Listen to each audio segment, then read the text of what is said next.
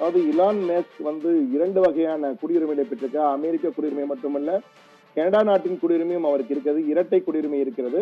அவருடைய தாய் கனடாவை சேர்ந்தவர் என்பதால் அவருக்கு அந்த குடியுரிமை அதன் அடிப்படையிலே கனடா நாட்டின் குடியுரிமையும் இருக்கிறது.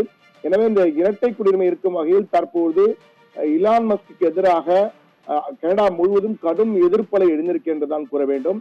என்றால் ஏற்கனவே ட்ரம்ப் கனடாவை 51வது மாகாணமாக சேர்க்க வேண்டும், கனடா ஒரு நாடே அல்ல என்றெல்லாம் ட்ரம்ப் கூறி வந்தார்.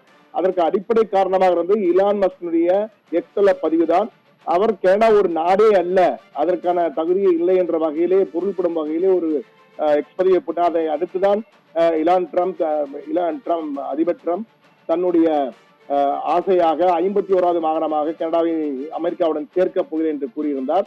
அது மட்டுமல்ல, தற்போது கனடாவுக்கும் அமெரிக்காவிலும் வர்த்தக போர் உச்சத்தை அடைந்திருக்கிறது.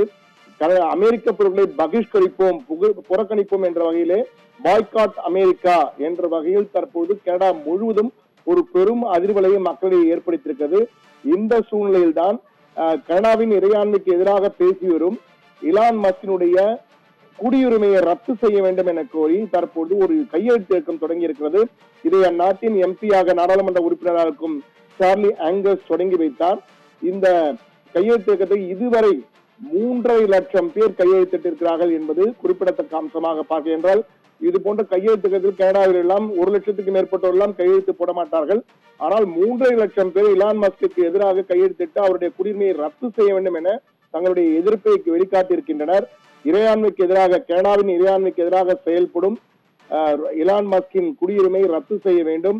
அதற்கு இந்த நாட்டின் குடிமகனாக இருப்பதற்கான எந்த தகுதியும் அவருக்கு இல்லை. தேசிய நலனுக்கு எதிராக செயல்படும் அவருடைய குடியுரிமையை ரத்து செய்ய வேண்டும் என்ற வகையிலே கடும் ஒரு எதிர்ப்பு இயக்கமே அங்கு உருவாகி இருக்கின்றதான் கூற வேண்டும். இது மேலும் தொடர்ந்து கையெழுத்திட்டு வருவதால் அதிகரித்துக் கொண்டே செல்வதால் இது எந்த அளவுக்கு எதிரொலிக்கும், நாடாளுமன்றத்தில் எதிரொலிக்குமா என தெரியவில்லை. ஆனால் கனடா நாட்டின் சட்டப்படி தேசிய நலனுக்கு எதிராகவோ அல்லது இறையாண்மைக்கு எதிராக சதி செய்தாலோ அவருடைய குடியுரிமையை ரத்து செய்யலாம் என்ற விதிக்கிறது.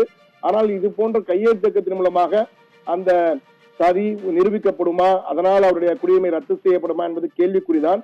ஆனாலும் கனடியர்கள் தற்போது ட்ரம்புக்கு எதிராக மட்டுமல்ல, இலான் மஸ்க்கு எதிராகவும் அவருடைய மனப்பான்மை பெரிய அளவிலே இருக்கிறது என்பதை மட்டும் இந்த கையெழுத்து இயக்கத்தில் கையெழுத்திட்ட 3.5 லட்சம் பேரினுடைய மனநிலையை பார்க்கும்போது நம்மால் உணர முடிகிறது. ஆபிரகாம்.